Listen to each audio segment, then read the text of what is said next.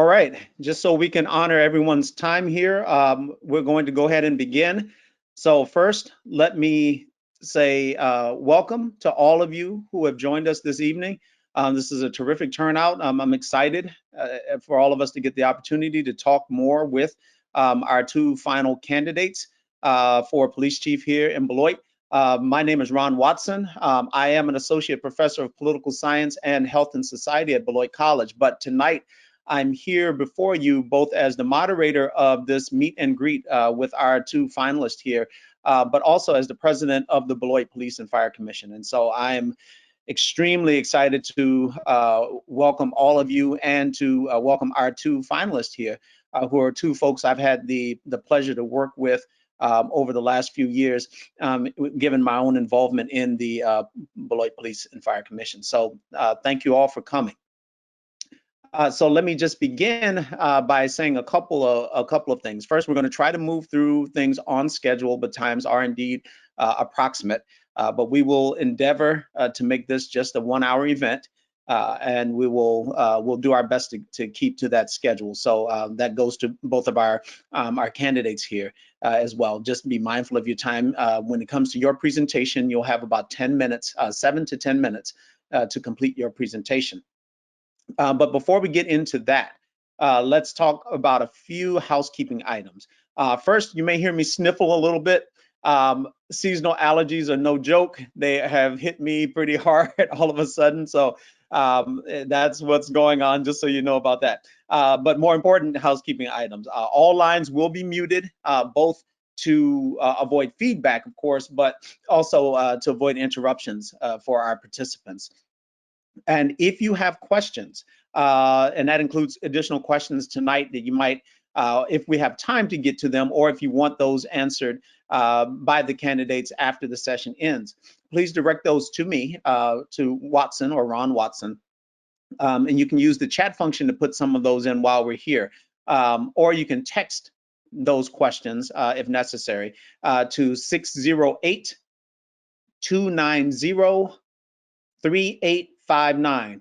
Let me repeat that. So 608-290-3859.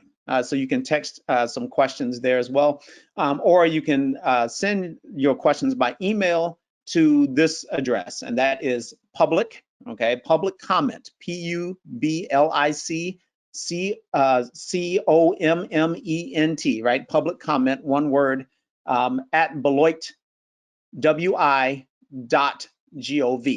Okay, so that's public comment, one word, at beloitwi.gov.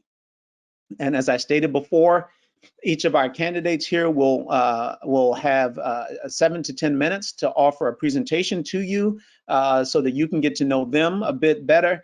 And then from there, we'll move on to a question and answer portion of this evening.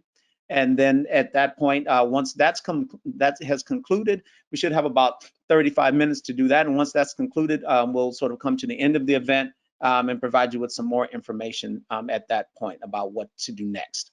Okay, so just so that we can stay on time, without further ado, our first candidate up for a presentation this evening is Interim Chief Stigler. So you can see, I hope you all can see Interim Chief Stigler's presentation here, and we will go ahead and begin. So Interim Chief Stigler, if we can just have you go ahead and come forward. Okay, just checking the volume. Can everybody hear me okay? Sounds good. Okay. So first I want to thank the Fire and Police Commission and the community for hosting this event and giving me the opportunity to tell you a little bit about myself and my policing philosophies. So I'll just take one quick minute to introduce myself. My name is Thomas Stigler. I'm a 36-year veteran of law enforcement. I've worked in small departments and the biggest departments in the state of Wisconsin. I retired from the City of Milwaukee Police Department in 2018 as an inspector, which is a fairly high-ranking officer in that department. I came to the City of Beloit after I retired from there over 3 years ago, and as a captain of police. And About 2 years later, I was promoted to Inspector of Police about a year ago, and I've been the interim chief since Chief Cebulski left after 5 years here. He left last fall, and I've been the interim chief ever since. Next month, I'll be married 29 years and have 3 wonderful grown children, and our family loves this city and this community. So the first question I was asked to answer is, why do I want to be your police chief? Well, I want to be the chief because I'm very, very proud to be a part of this Beloit community and this police department.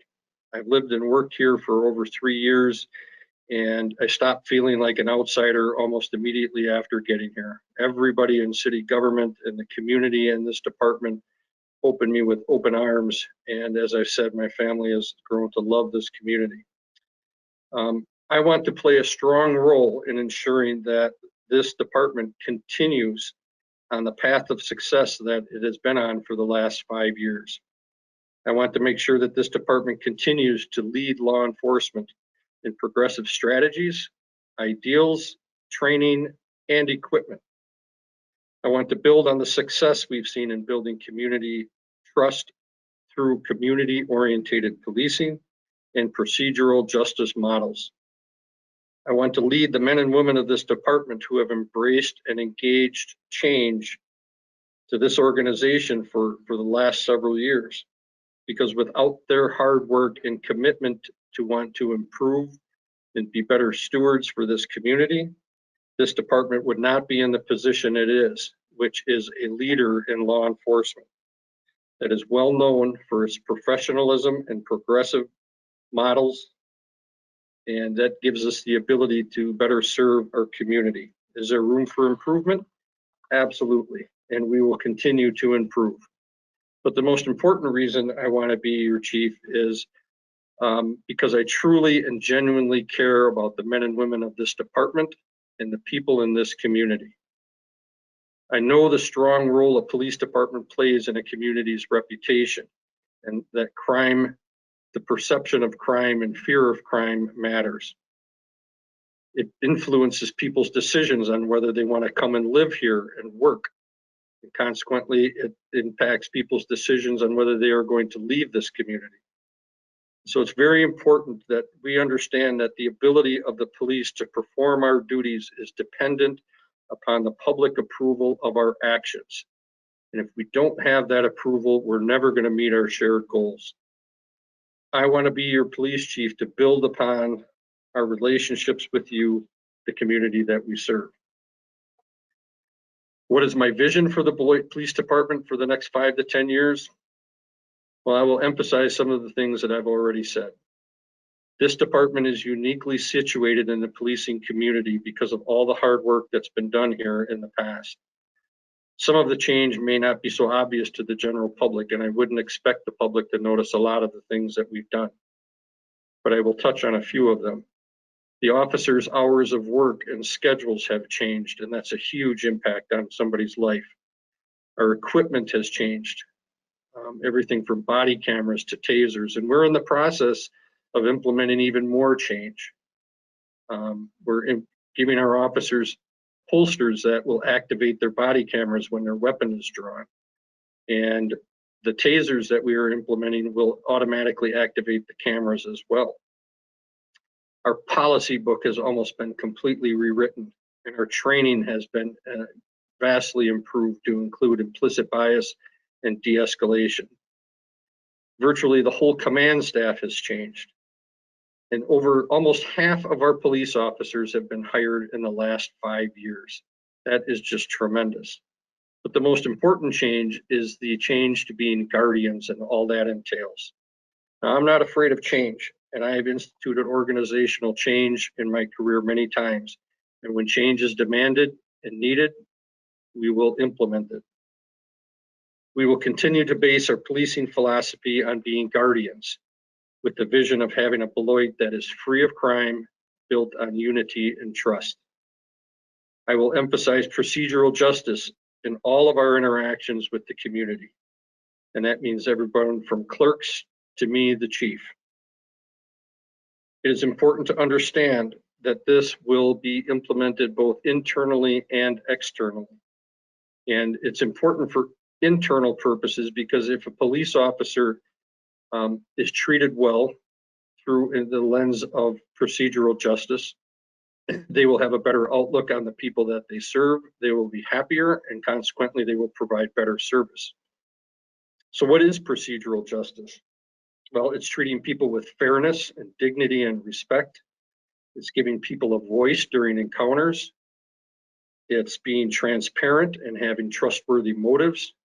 And it's making decisions that are based in neutrality and are impartial.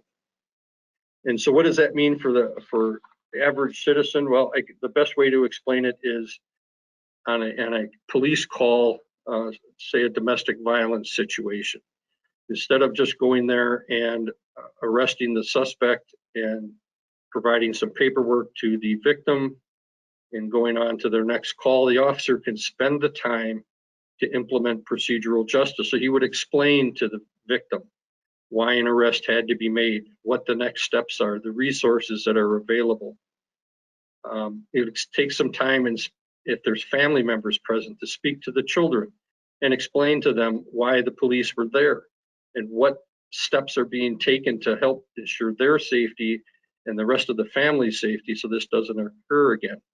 And then taking it a step further and talking to the suspect and explaining to him or her what is going to happen to them. They'll be taken downtown and booked and processed, and whether they're going to be able to make bail and whether they're going to be able to see their family again and so on. I also want to see the department to continue to recruit and retain quality applicants of color so we reflect the community that we serve, and females. We do a fairly good job of this now, but we need to continue our efforts so we reflect the community that we serve. And I want to see the department's strategies, policies, and interactions with the public grounded in community policing based upon the model of procedural justice. And if we do that, the public will approve of our actions, respect us, and then we will be able to move forward to a common ground and have a much safer community. Thank you. Thank you so much, Interim Chief Stigler, for that presentation. Once again, I want to remind folks that if you do have questions, additional questions that you may want Interim Chief Stigler to address, please feel free to either drop those in the chat or to send those to the phone number that I gave earlier, as well as the email address that I gave earlier. Okay, looks like we're right on schedule. So at this time, I would like to move to Captain Andre Sayles, who is our other candidate here for the police chief position. So we'll take just a moment to bring up his presentation here, and we'll move right over to you. And I see you there, Captain Sayles. Yep, I'm just getting ready to share my screen here. Yep, no problem. Thank you.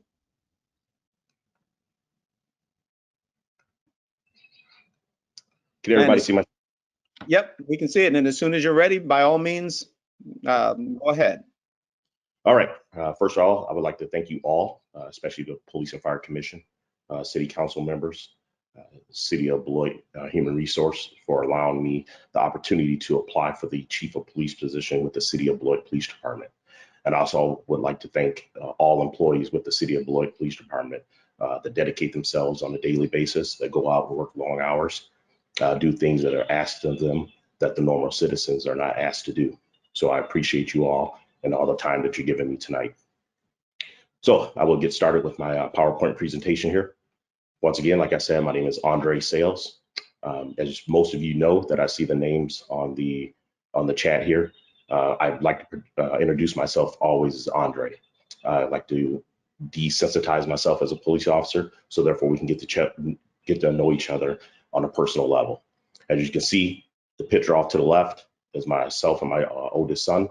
That's the day that I became a police officer with the City of Beloit Police Department approximately 16 and a half years ago. The picture off to the right is when I was promoted to lieutenant with the City of Beloit Police Department I'm currently as a captain here with the City of Beloit Police Department. The reason I want to be the chief of Beloit is I dedicated my entire career with the City of Beloit Police Department.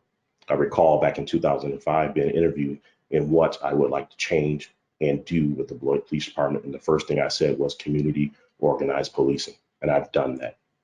I've done that so well that I've reached out to the marginalized community. I've helped them find jobs. I've been able to get some of the individuals that were, let's say, criminals in our city to change their lives and get jobs in the city of Beloit. I've done that on my work time, my own time, and time away from my family. I've done that because I really, truly love the city of Beloit and the city of Beloit Police Department. So my entire career has been with the Beloit Police Department. I've rose through the ranks all the way up to captain, and hopefully pretty soon, the chief of police with the city of Beloit Police Department. Some of the things I would like to implement with the city of Beloit Police Department in my first 5 years with the agency is going back to the simplicity of policing, the nobility of policing. The actions of police officers can change a life instantly and impact individuals' life and even the community for generations. Given this realization, every police officer must center on what is important: service, justice, and fundamental fairness. These fundamental principles in which every police action must be grounded. That is what we're going to strive for at the Beloit Police Department, the fundamental fairness to all in our community. That goes from the homeless population to the most affluent population in our city. We need to come together and work together to better make Beloit better. Those are the things I'm going to implement and strive for to make Beloit great. I already believe it's great, but moving forward, we need to come together and make it great together. My 5-year strategic plan for the Beloit Police Department is going to be based off 3 principles: crime prevention and reduction. Currently, we collect a lot of data. We need to learn to leverage that data to target criminal activity. We need to put officers in the proper spots to curtail some of the crime that occurs in the city of Beloit. By doing that, taking that data, leveraging it, putting those officers out there, we're going to make a safer Beloit. Utilize our crime analysts. We have a crime analyst now. Getting that data, putting that data out for every cop that's working has that data, and they know who our key players in the city of Beloit is. So therefore, we can target these individuals so that our people that live in our community can enjoy the city of Beloit with the great baseball stadium that's coming down on Sherland Avenue, the casino that's going to be here pretty soon.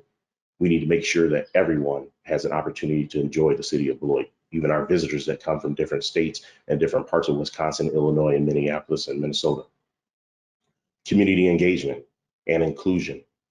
Conduct at least 2 town hall meetings each year to share police department updates and solicit community feedback. Too often, our police officers are just responding to calls. In some of the neighborhoods we don't live in, so we just respond. So I do not feel it's fair for us to make policies and procedures to go out into communities and push it onto our community members without the feedback from our community.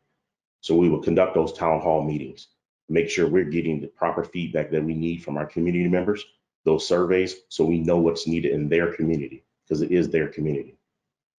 One of the biggest things I will implement is community resource teams, where we'll have officers that meet quarterly with members in that community so we can enhance our neighborhood watch program and they can understand what's truly going on. One thing I always talk about is people behind the blinds. We often see people peeking out of the blinds when there's a crime that occurred in that community. Are we really going back and dealing with those individuals and talking to them on a basis so we can understand what they see on a daily basis? So I want to implement our community resource team so they can go out and talk to our community partners. Get our Explorer program going back. Due to COVID, we had to stop last year. And I think we lost a lot of our good youth in the community. Getting our youth involved, getting them off the street, allowing them to see the things that they can do outside of being involved in criminal activity. And then also organizational excellence. One of the biggest things I would love to complete within our first 60 days is getting our peer support team up and going for our officers. The last year has been very difficult for our police department and police departments across the nation. Our mental health training and collaboration. One thing that I'm working on currently with the Beloit Community Health Center is having them with their mental health team come out to those mental health calls that our officers go to, so therefore they can take over those calls for service. We go to crisis intervention training, but it's 40 hours and those skills are perishable.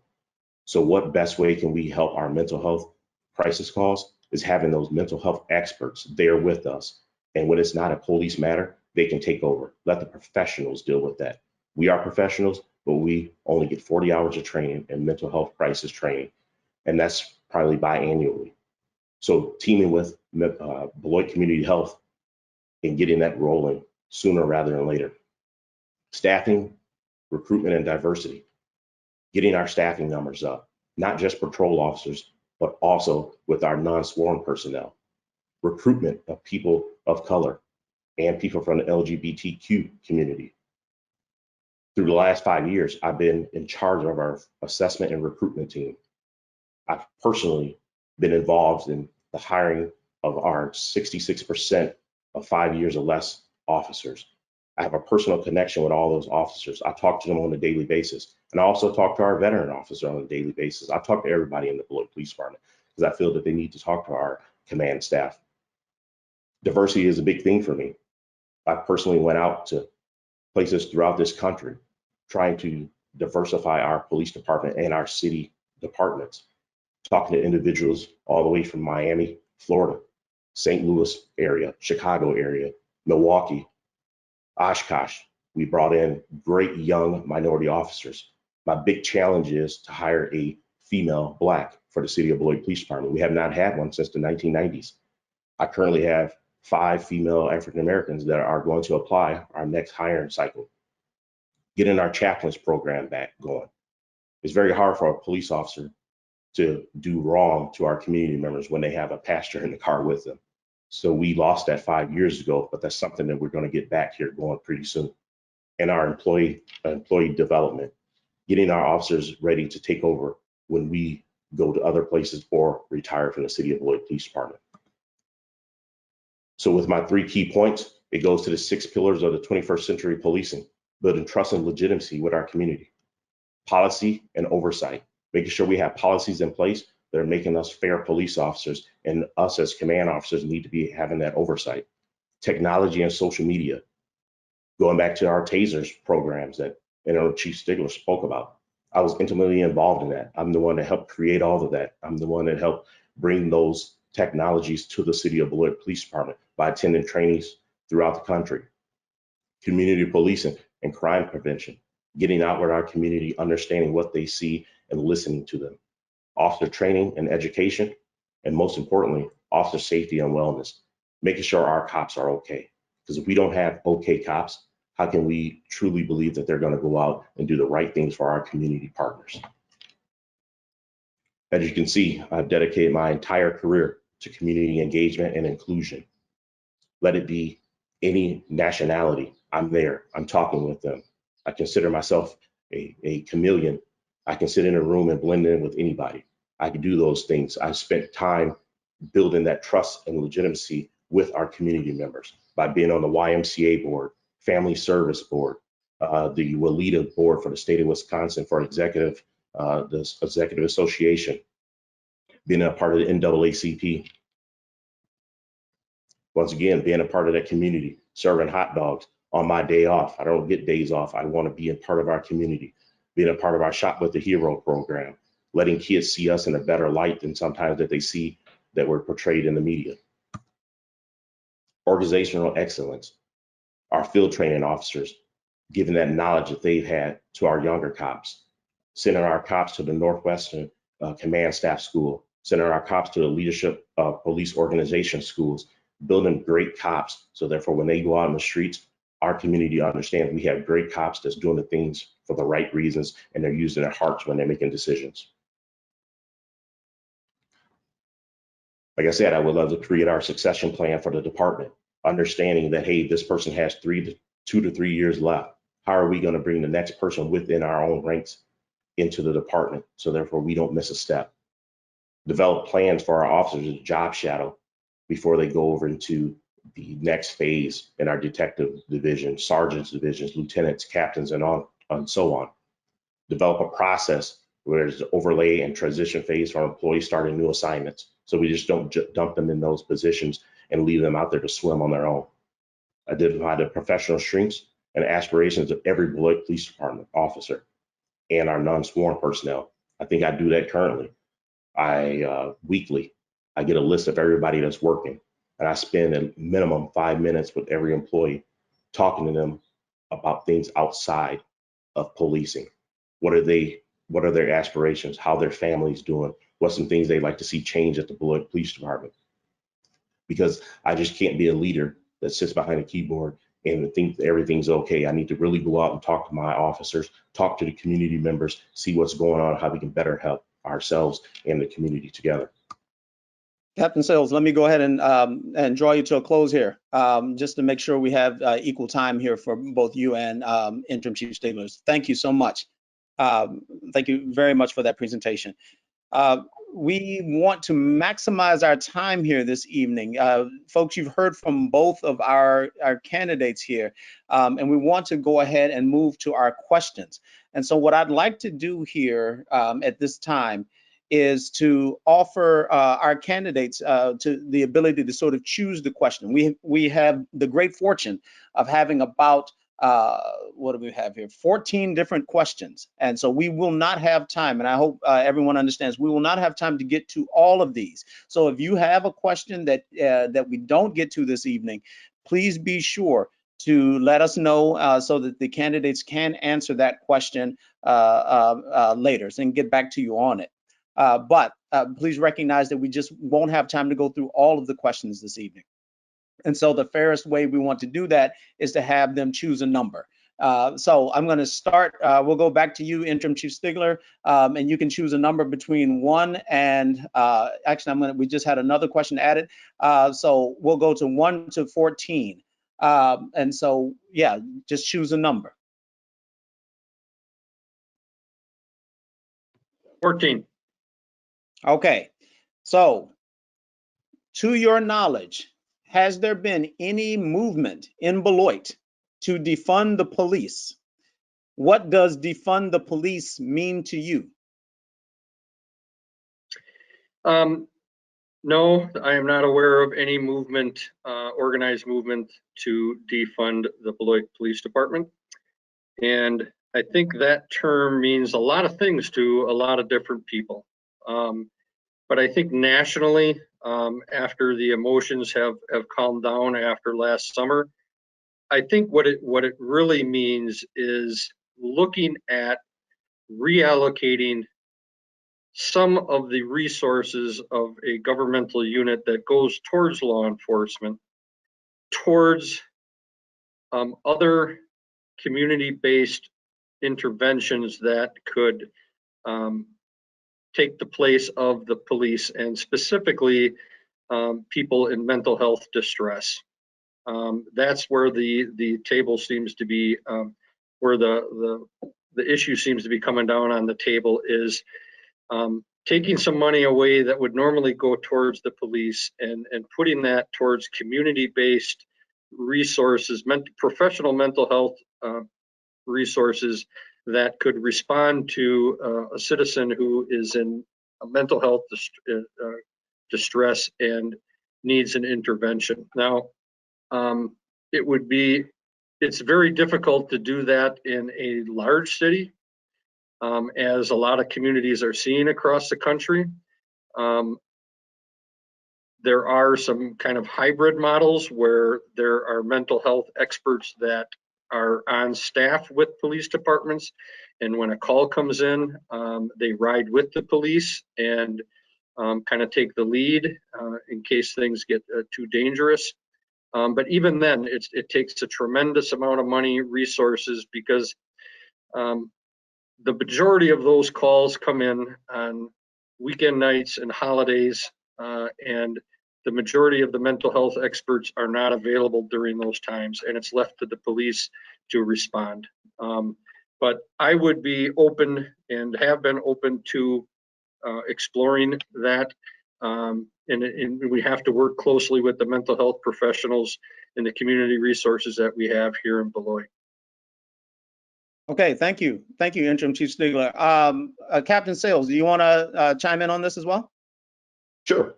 Let me just go to the chat just to make sure I'm touching on all the points that were asking that question. Has there been any movement in Beloit? Last June, I can't remember the individuals' names. Actually, their name just popped to me, but I don't want to say their names without their consent. So last summer, during the peaceful protest in the city of Beloit, several individuals did reach out to me in regards to what they believed defund the police meant and how they were going to seek to defund the police department here in the city of Beloit. During that time, I think I spent about 2.5 hours speaking with a group of about 6 or 7 individuals in regards to what defund the police really means. We got to the point where we talked about how officers would leave in mass exodus if there was a situation where defund the police occurred. I talked about how if they feel that calls for service were slowly getting to by the police officers, that would only take more time by our police officers if we lose officers that don't want to work for the city of Beloit because we're defunded. We talked about how the militarization of policing needs to stop. And what I did was I spoke with them in regards to the less lethal and lethal force that we had at the city of Beloit Police Department. It took that time to talk to them and educate them on why we need these weapons, so to say, at our disposal. And we came to a great consensus on a lot of stuff in regards to that. What does defund the police mean to me? It means what I just talked about, things being taken away from police departments in regards to some people think they're armored trucks, but they're actually what we call a Bearcat. They're armored vehicles to protect police officers in high stress situations where individuals are not acting normally as they do on a daily basis to prevent us from being harmed.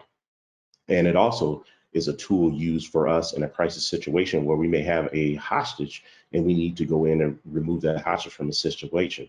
So it was just a great opportunity for me to talk to those individuals about that. And we came up with a new saying in regards to it. It was more or less a refund the police instead of defund the police, taking some of the funds that we do have and put them into mental health training, mental health evaluations for police officers, making sure that we're properly evaluating police officers before they're hired at our agencies. Because very too often police officers slip through the cracks when they're hired by agencies. If you look at some small agencies, when an officer leaves a bigger agency from violating policies, sometimes those smaller agencies can't send them through psychological evaluations. And those officers that have harmed our community members slide through the cracks and they get hired at these smaller agencies. So it was more or less of a thing where we talk about refunding the police and putting our resources in areas to better serve and better protect our community and our officers. And I think the biggest thing that I hit on in regards to that over the summer was refunding and getting our peer support up and going for our officers. Our officers see and deal with a lot of things on a daily basis. I can't tell you how many times I've been to traffic accidents when there's teenagers that have been killed because of careless driving. I have 3 kids of my own, a 22-year-old, a 17-year-old, and a 14-year-old. And every time I go to these calls, I can't imagine if I came across my own children. So it's getting those officers proper evaluation after they are involved in and see critical incidents. Okay, all right, thank you. Sorry, Interim Chief Stigler, you said 14, and I chose 13 here by mistake, and I'm sorry about that. So 13 is out now as a number that can be chosen. Coming over to you, Captain Sayles, you can choose the next question, 1 to 14, without 13. 6. Okay. So for number 6, do you envision any structural changes to the Beloit Police Department in response to the Black Lives Matter movement? And I will drop that in the chat here in a second. Structural changes. It's been a little bit since I actually had some conversations with Black Lives Matter movement, but I'm open to structural changes. I think some of the things that we do with the Beloit Police Department currently, it's always good to have that fresh set of eyes, so to say. I know people are going to say, well, how can you have a fresh set of eyes? You've been with the Beloit Police Department for 17 years. Well, I'm always evolving my knowledge base and understanding that this job is ever changing. So if we can come to a consensus and look at it and say, yes, that is something that's critically needed for the Beloit Police Department, why not do that? And I think that goes into my introduction in regards to having those community response teams. If we want to have quarterly meetings with Black Lives Matter to truly get down and understand what that means to Black Lives Matter, they can be a part of that community response team and they can have those quarterly meetings. One of the biggest things that I think about is forging that relationship with Black Lives Matter. Too often people don't understand what it truly means and they get caught up what's pushed out by the media, either the right or left or whatever. They get caught up in it and think that everyone in regards to Black Lives Matter is out destroying things and doing things of that such. If you look at it, if you look at Black Lives Matter, I believe over the summer, they said the statistics is 1 out of every 6 Black Lives Matter member is actually Black. So what do they really understand about Black Lives Matter instead of just looking at media and what media puts out there? Because they're going to say it's Black Lives Matter and they're going to put a face that look like mine out there and say that this person is destroying, looting, and robbing people and not understanding that only 1 out of 6 are actually African American individuals. So I think the biggest thing is having those discussions with Black Lives Matter, understanding where they're coming from, understanding where the police department's coming from, and having those courageous conversations with each other and talking about it and see what their really thought is about a police department. What do they think a police department needs? And collaborating with them. Okay, thank you. Thank you very much. Interim Chief Stigler, let me come over to you with the same question. Do you envision any structural changes to the police department in response to the Black Lives Matter movement?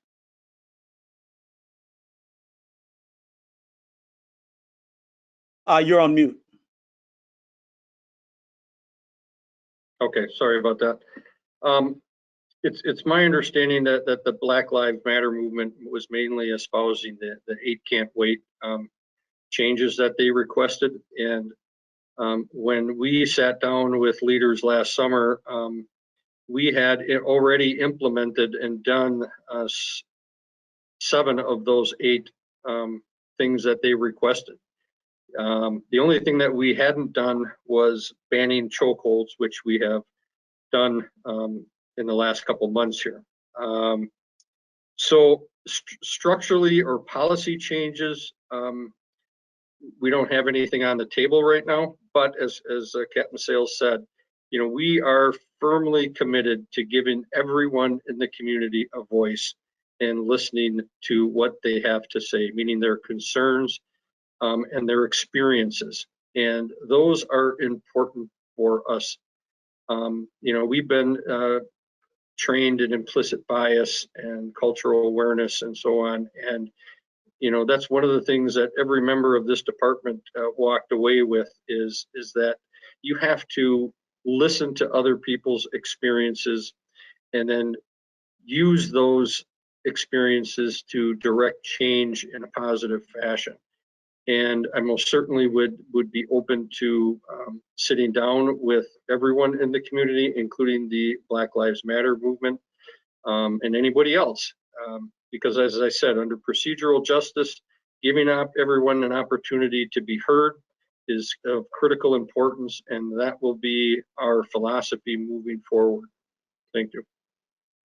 Thank you. And before I let you go, I'm going to pop over to you again here for our next question. 3. Okay. So question 3, and I'm going to drop this in the chat after I read it. So the person who wrote in and sent this said, I hope our new police chief lives in the city of Beloit. It gives a strong, positive message about our community. Given that it is our taxes that support the department, including the chief's salary, the people of this city have a strong interest in having a chief who lives among them. And this was actually something that was said by someone else very similar. So I've sort of put these together here. Do you live in Beloit? And if not, do you plan to move to Beloit if you are appointed chief? So let's start with you, Interim Chief Stigler. Yes, I do live in the city of Beloit. I moved here 3 years ago when I was offered the job here and took the job. you know, I've lived in every community I've worked in, and I feel strongly that police officers need to be a part of the community that they serve. It's critical to understanding the police relationship with the community, and you gain such a greater depth of understanding when you live in the community. I lived in Milwaukee for my whole career there, but in the last couple of years under Act 10 under Governor Walker, the residency requirement was lifted, and unfortunately, a lot of people, a lot of police officers and firemen and teachers left the city. And you know, not taking out of the picture the financial impact and the housing impact and all of that, I just I never agreed with that. And I think it's important for officers to live in the community they serve for the reasons that I've stated. And to reiterate, yes, I do live in the city. Thank you. Okay, thank you, Interim Chief Stigler. So Captain Sayles, let me come over to you. Same question, please. I currently do not live in the city of Beloit. My reason for not living in the city of Beloit currently is I have a son that's going to be a senior in high school next year. He's developed great friendships with his friends, and we've talked about it over the last 2 years about moving. I think I was pretty close to moving to Beloit 2 years ago, but he wanted to finish out his high school basketball career with his high school friends. So I don't currently live in the city of Beloit. Once this opportunity came across, I spoke to my family about it. My wife and I and my 2 kids that live at home. My 22-year-old's in the Air Force and he's currently at Qatar. We talked about the possibility of us moving to Beloit. What we came up with is that I would possibly move to Beloit and rent a location until my son graduated next May of 2022, until he's done with high school. And then my wife and my other son that's going to be a freshman in high school next year will move to the city of Beloit. It's not out of the question of me not moving to Beloit. I just want to emphasize the 17 years that I haven't lived in Beloit. It has not stopped me from the community outreach that I've done. I've spent probably more time in the city of Beloit than in my own community where I live at. I've dedicated myself to making Beloit great. Even though I don't live there, I spend off time, weekend times when I'm not working there, being involved in a lot of stuff in the city of Beloit. But right now, I currently do not live in Beloit, and I have no qualms about moving to Beloit when I'm appointed to Chief of Police within the next, or within 6 to 9 months of giving me appointment. Okay, thank you both for your candid answers there. And you know, when I got the questions here, you know, and there were 3 or 4 people who sent in questions, and that's a lot of questions. So it's clear that this is an important issue for those of us who live here in the city. And so I appreciate both of you in the ways that you have expressed your love of this city. And I know I speak for lots of folks who are on the call that this is one of the reasons why we're here. We love this place. And I think that's where that question is coming from this place of love for this city. So Captain Sayles, over to you now. Can you give me a question, another number? Number 8, please. Okay. So number 8, what do you feel you have added to the department since you joined? And I'll put that in the chat in a second. So what do you feel you've added to the department since you've joined? I've added a voice for police officers and individuals in the city that look and represent me. I've added a strong leader. I've added a person that truly is involved with all of our police officers at the City of Beloit Police Department. I truly have love for each and every last one of our police officers. I appreciate everything that they do. I've added the taser program to where our tasers activate currently at the turn of the switch. They turn on our body cameras. I was a front runner for developing our body camera program. We just recently upgraded our body cameras, and I'm working through that to get those out there. One of the great things with our new body cameras that I love, and I was a big proponent of fighting for that, is our body cameras will be able to be streamed live by our command staff in critical incidents. So that's one of the greatest things I've added. I've added a master defense and arrest tactic instructor for the state of Wisconsin. I've been a defense and arrest tactic instructor for 13 years. So the understanding of use of force for our officers, I've been the one for the last 13 years teaching them that, letting them understand that there are certain situations that we're not going to use force, and these are the reasons why. So we have a great grasp on when to use force. I've developed and created networking with agencies in Rock County, Illinois, because we work closely with them. So there are some of the things that I've added to the Beloit Police Department, and I will continue to add that strong networking with other agencies and community. Okay, thank you. Interim Chief Stigler, let me come over to you. Same question. So I think the reason that former Chief Sobolski brought me here was because there was a vacuum in the level of experience in the department, and so I was brought here with that in mind. And one of the missions that I had was to mentor the future leaders of this department. And that's what I've tried to do for the last 3 years. That's been one of the main things that I've done, is share my vast experiences in law enforcement. And a lot of them have been through bad things that I've seen happen, and bad decisions generally have bad outcomes. And in law enforcement, if it's a slow-moving project, you can afford to have, allow people to make mistakes and learn from mistakes.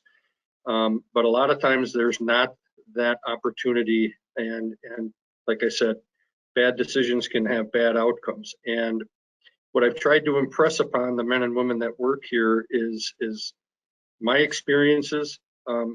I've tried to raise their level of professionalism in everything that they do, and that includes their encounters with citizens, to the reports they write, to the processes that they implement, and how they go about their everyday police work, and how they look, frankly. One of the great experiences that I brought from Milwaukee was we had a very progressive chief there for 10 years when I was a command officer. And he introduced our department to so many new ideas, most of them from the world of academia, where you research universities and organizations study police to find out what we do right and what we do wrong and what we can do better. And it's all based upon science and data and evaluations. And I think that I've brought that to this department, and I've tried to touch on that a little bit in prior questions. But being a police chief is an extremely tough job, and it takes a lot of times you have to make unpopular decisions, and sometimes people don't understand those decisions, and we have to do our best to mitigate that and give people a voice so we can help them understand our decisions. And there isn't much that I haven't seen and done in my career that is required of a police chief that I haven't done, and I think that I've done it well. So that's what I brought to the Beloit Police Department, was all of those ideas, experiences, and tried to share them with people and raise everybody's level of professionalism.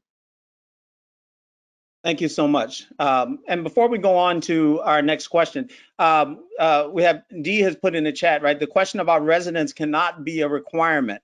Sobolski didn't live in Beloit, and a majority of our teachers do not.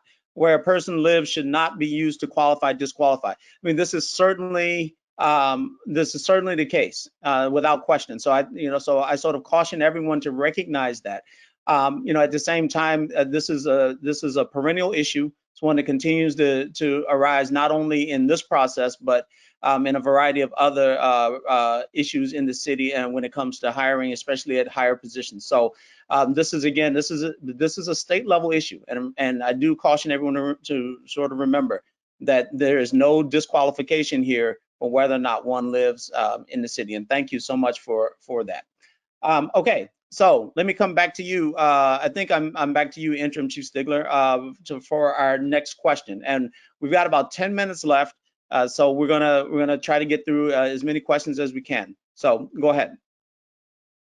And you're on mute. Question 1. Okay. So question number 1.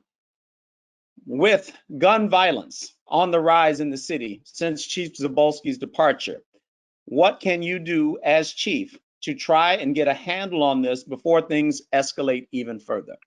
And I'll drop that in the chat here in a moment. Great question. Violent crime has been increasing most certainly in the city of Beloit since the pandemic hit. And it started late last spring and it continued all summer, and it hasn't abated at all. So yes, the question is it's a fair question and it's an accurate question. And it's something that law enforcement is struggling with across the country. People should know that it's just not Beloit that is experiencing this. Most cities across the country are experiencing a rapid increase in violent crime, non-fatal shootings, and homicides. And the reason for it is not quite clear yet. And law enforcement's challenge is to come up with strategies and implementations that we can put in place to mitigate that. And we have done that here in Beloit. We expanded and recreated our violent crime interdiction team. We've added personnel to it with a supervisor. And they report to a captain. They work out of the Detective Bureau, and their job is to mitigate the violent crime in the city. Now, we know from research that violent crime can be impacted when law enforcement focuses on 2 things, and that's the places and the people.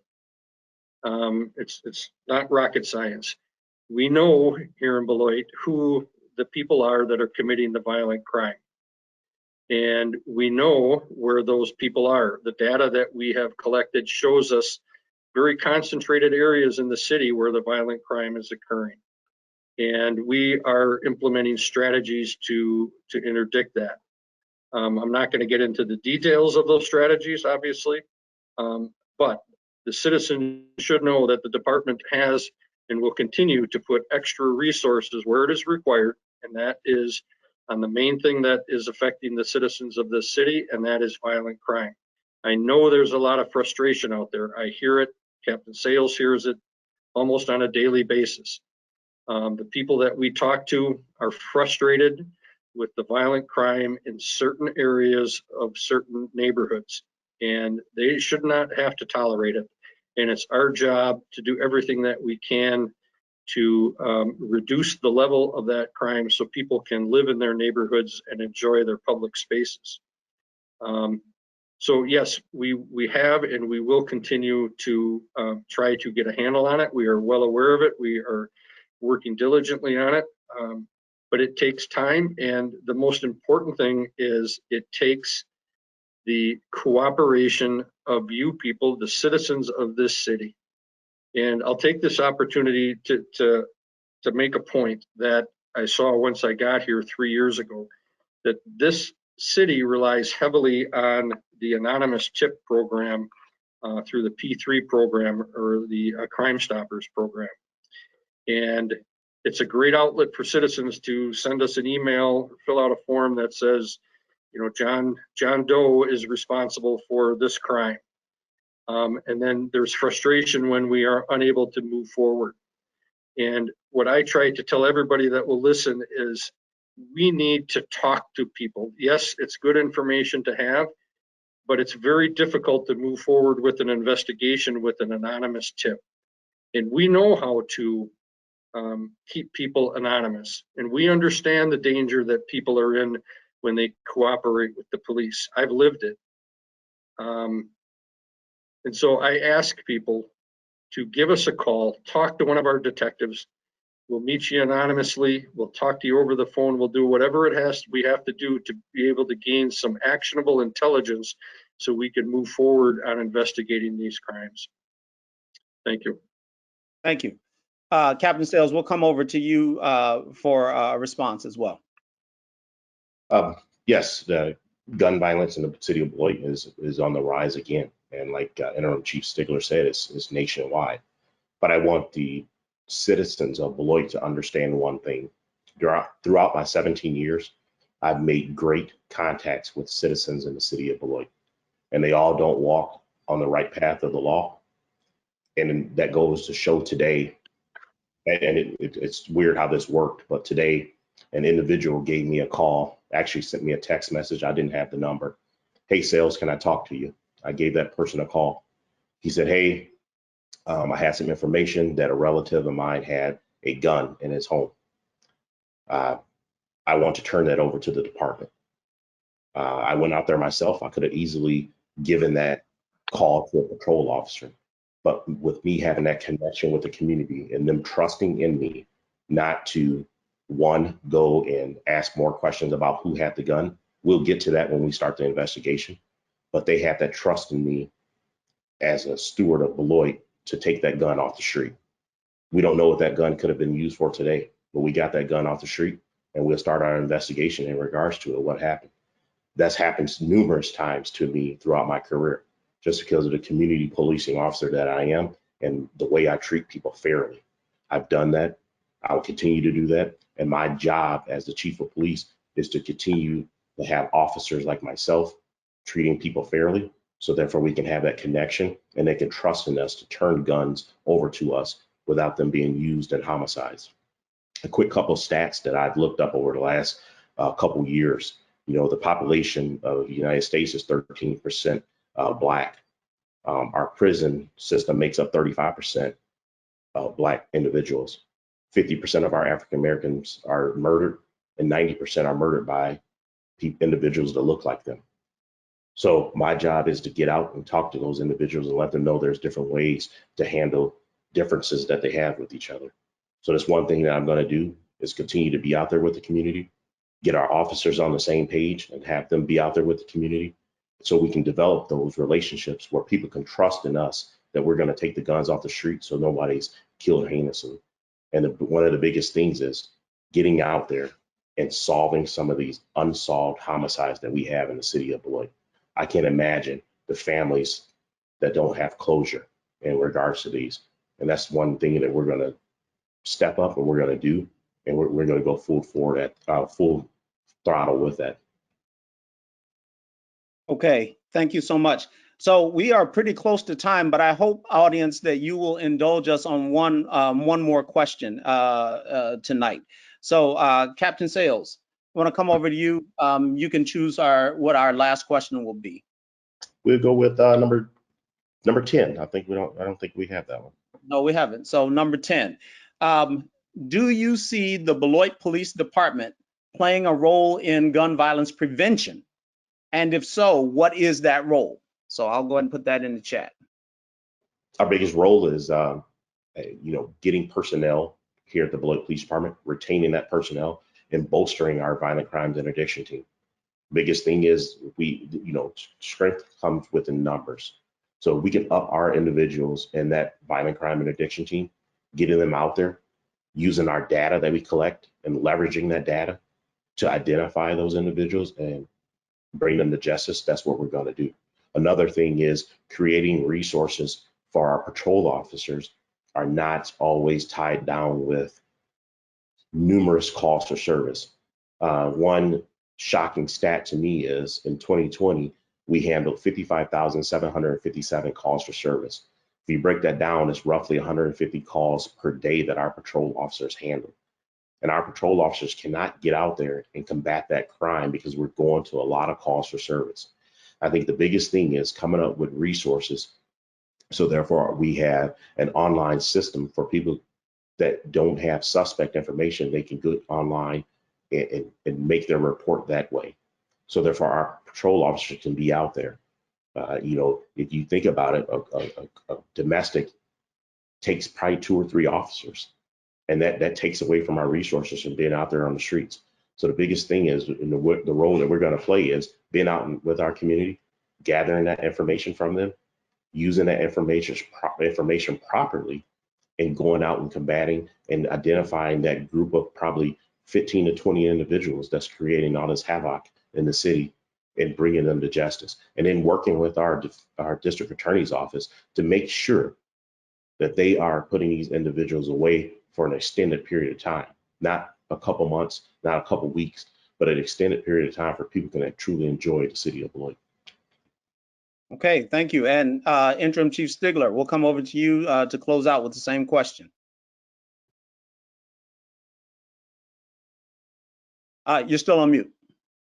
Sorry about that. Yes, there is a great role that the Beloit Police Department can play in reducing violent crime. And one of the ways, you know, I talk about my experiences.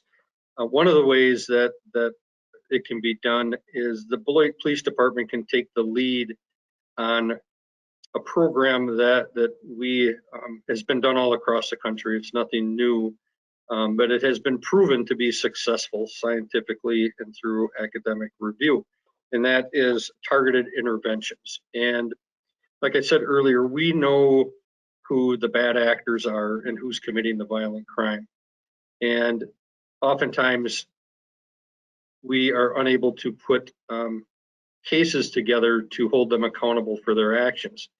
But what we can do is targeted interventions. And in a nutshell, what that is the person is called in to where law enforcement, the district attorney, the Department of Corrections, Probation and Parole, the clergy, job resources, and so on. All of these resources we call the person into a meeting and we say, look, John Doe, we know that you're involved in a lot of violent crime and you've been arrested, you've been put on probation, and none of this has worked. And we're offering you a chance to get out of your cycle. And we offer them, it's a long meeting, and we offer them all of the outs that we can. And in the end, if they don't, we come down hard, and law enforcement and the district attorney or the U.S. attorney, depending upon the case, you know, we say, hey, this is your opportunity to change. And if you don't, we're going to come down hard on you and you're going to suffer serious consequences. So that's one thing law enforcement can do. Another thing we can do is another project that's been done across the country successfully, especially in the city of Oakland, is what's called a shoot review. And it's just not the police department reviewing a shooting incident. It's, like I said, it's the same people. It's the district attorney. It's the social service agencies. It's prosecutors. It's public defenders. It's the criminal justice system as a whole. And we get together and we take a very deep dive into every shooting and try and assess what the root cause of the shooting is. Was it retaliation? Was it a domestic violence situation? And then we look at it to say, what can we do to prevent any retaliatory violence? And, you know, Captain Sayles and I have had discussions about this, and we are going to be implementing this shortly. But there's a lot of other things that law enforcement can take the lead on. They are very resource heavy. They take a lot of time. They take a lot of civilian resources to put together these meetings and do the legwork that needs to be done. But it can be done if a community is committed to it, and everybody in the community is committed to it, just not the police. So there are some opportunities for great success. And that's what we hope to leverage moving forward to try to reduce the violent crime that this city and the citizens are seeing in their neighborhoods. Thank you. Thank you very much, Interim Chief Stigler. So before we lose more folks, let me post this. If you would like to provide feedback for the commission on tonight and tonight's event, please do email here again to that public comment at beloitwi.gov. No later than noon on Sunday, April 11th, 2021. Obviously, that's this Sunday. So, but before we go any further, let me say thank you to both of our candidates. I'm going to, again, double down on saying I am extraordinarily happy that we have a department where in a national search, 2 of our internal folks end up as our 2 sort of main candidates. And I just couldn't be happier. Both of you obviously do extraordinary work for our community. And for that, on behalf of the PFC, I want to thank you personally for everything that you both do for the city of Beloit. And now I'd also like to thank all of you who submitted questions. I apologize for us not being able to get to all questions. It wouldn't have been possible at all. But if you have questions that you really need to have answered by one of these candidates, please do not hesitate to send that question in to us. We had a couple of really good questions in the chat that I would have liked to have seen us get to. Particularly about how to deal with individuals who are in certain types of distress. I think these are important questions as well. So I will say that if you have that question, please do not hesitate to send it in. But once again, audience, thank you for your patience, for your indulgence. Thank you for caring enough about our city to be a part of this process. On behalf of the PFC, I'm Ron Watson. I want to thank you all. Please have a good night and take care of yourself, and we will see you soon. So be well.